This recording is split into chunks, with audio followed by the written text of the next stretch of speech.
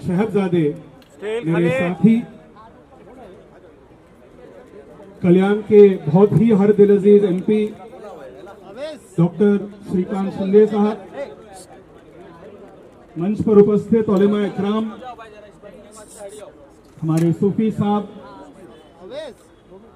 Doctor Zaheer काजी साहब, वारिस भाई, party के हमारे सभी नेतागण, यहाँ उपस्थित मेरे सभी प्रिय भाइयों एवं बहनों, मैं सबसे पहले एक बात आपको कहना चाहता हूं कि हमारे बहुत ही हर दिल अजीज मुख्यमंत्री, जो हम कहते हैं कि एक जमीनी स्थल के एक नेता है, शिंदे साहब, वे आज के कार्यक्रम में आ रहे थे।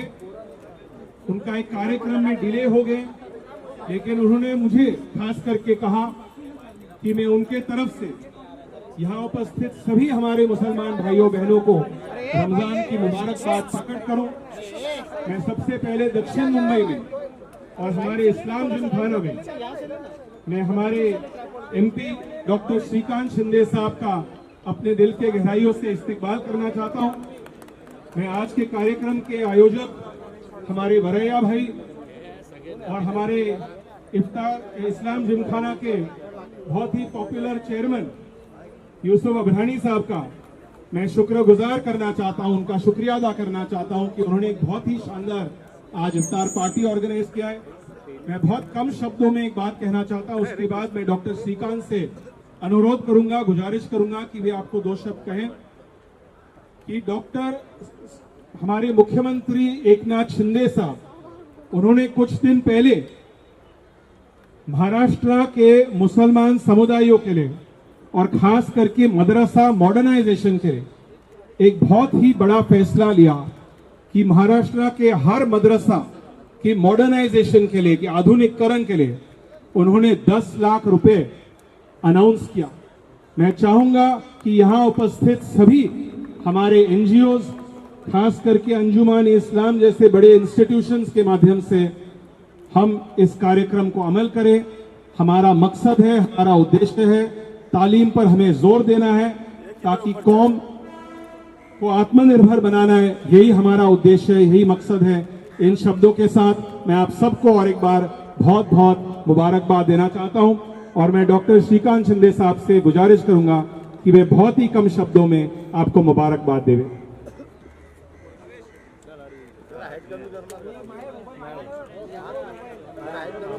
सभी को मैं इस पावन अवसर पर बहुत बहुत शुभकामनाएं देता हूँ और मुझे यहाँ पर वरैया जी ने बुलाया, मिलिंद जी ने बुलाया, इसलिए दोनों का भी धन्यवाद अदा करता हूँ मैं। यहाँ पर हमारे उपस्थित जहीर काजी जी, वारिस पठान जी और सभी सूफी जी यहाँ पर उपस्थित है, सभी को मैं बहुत बहुत शुक्रिया अदा करता हूँ। और मुझे लगता है कि माननीय मुख्यमंत्री एकनाथ जी शिंदे साहब खुद यहाँ पर आने वाले थे, लेकिन आज हिंगोली और यवतमाल ये जहाँ दोनों जगह पर जो है कैंडिडेचर का फॉर्म फिलिंग वहाँ पर होने के कारण अभी तक वो लाइव हो रहे हैं, इसलिए वो आ नहीं पाए। लेकिन उनकी शुभकामनाएं जो है आप तक पहुँचाने का काम जो है मैं और मिलिंद जी यहाँ पर कर रहे हैं। मिलिंद जी को मैं बहुत बहुत धन्यवाद अदा करता हूँ, उनको बहुत बहुत शुभकामनाएं देता हूँ कि मिलिंद जी के माध्यम से जो है एक अलग चेहरा जो है हमारी पार्टी को यहाँ पर मिला है और मिलिंद जी का जो सभी के साथ व्यवहार है, उनके पिताजी के समय से मुझे लगता है कि एक अलग चेहरा जो है इस साउथ मुंबई और साउथ मुंबई से सिर्फ लिमिटेड मिलिंद भाई नहीं है, वो जो है सभी के साथ मुंबई हो, मुंबई के बाहर हो, महाराष्ट्र हो, देश हो, देश के साथ जुड़ने वाला चेहरा जो है मिलिंद जी का यहाँ पर देखा जाता है। तो मैं इस अवसर पर फिर से एक बार आप सभी को बहुत बहुत यहाँ पर मुबारकबाद देता हूँ। रमज़ान की बहुत बहुत यहाँ पर मुबारकबाद देता हूँ, क्योंकि रमज़ान में जो है हम सभी लोग रोज़ा यहाँ पर रखते हैं और रोज़ा का मतलब है मुझे लगता है कि खुद पे कंट्रोल, और खुद पे कंट्रोल करने की सीख जो है पूरे महीने में हमारी कम्युनिटी जो है यहाँ पर देती है। खुद को रोकना, खुद को डिसिप्लिन में लाना, मुझे लगता है कि ये बहुत बड़ा, सबसे बड़ा अगर संदेश होगा देश के लिए तो ये रोजा के माध्यम से जो है यहाँ पर जाता है। और एक त्याग की भावना, जब हम खुद रोजा रखते हैं तो दूसरे को देने की भावना जो है हम सब में जो है आती है। मुझे लगता है कि इस पावन अवसर पर फिर से एक बार आप सभी को रमजान की ढेर सारी शुभकामनाएं जो यहाँ पर देता हूँ। धन्यवाद।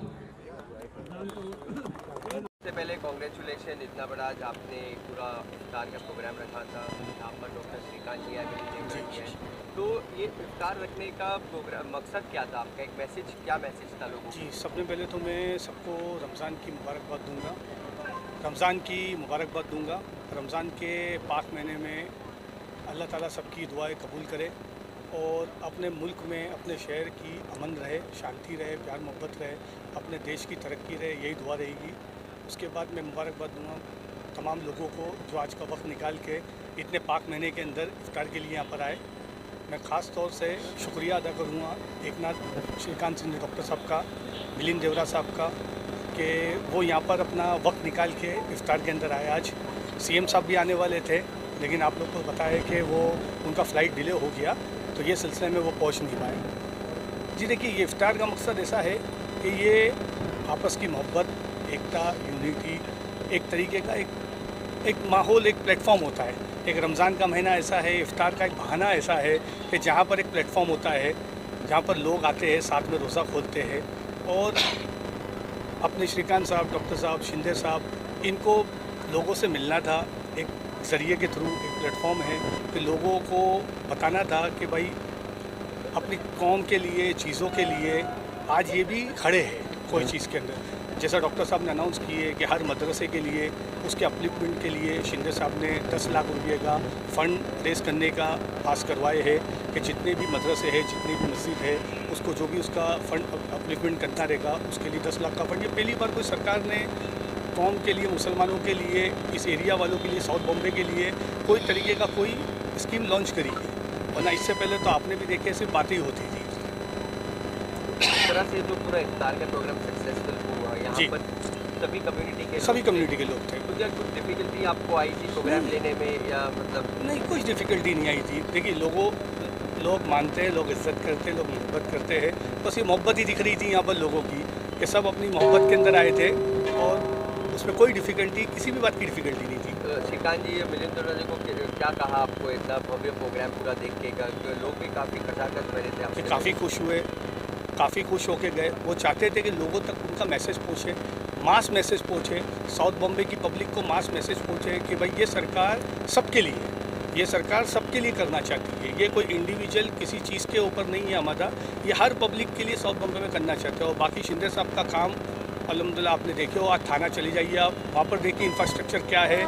आज थाना साइड के अंदर वो साइड में क्या इंफ्रास्ट्रक्चर डेवलप हुआ है। तो आज हम भी ये चाहते हैं, आज उनको लाने की वजह हम भी चाहते हैं हमारा साउथ बॉम्बे में भी उस तरीके से डेवलपमेंट हो और साउथ बॉम्बे में भी कोई इंफ्रास्ट्रक्चर बने, अपने एरिया के अंदर भी सुधार आए हर चीज़ के अंदर, चाहे वो सड़कों में हो, चाहे वो बिल्डिंगों में हो, चाहे वो डेलीपेड बिल्डिंग्स को लेके हो, ड्रेनेज सिस्टम को लेके हो, कि आज अपनी चीज़ों के अंदर भी सुधार आए, आज अपनी कौम भी आगे बढ़े, अपनी स्कूलों के बारे में हो, अपने हॉस्पिटल्स, गवर्नमेंट हॉस्पिटल्स के बारे में हो।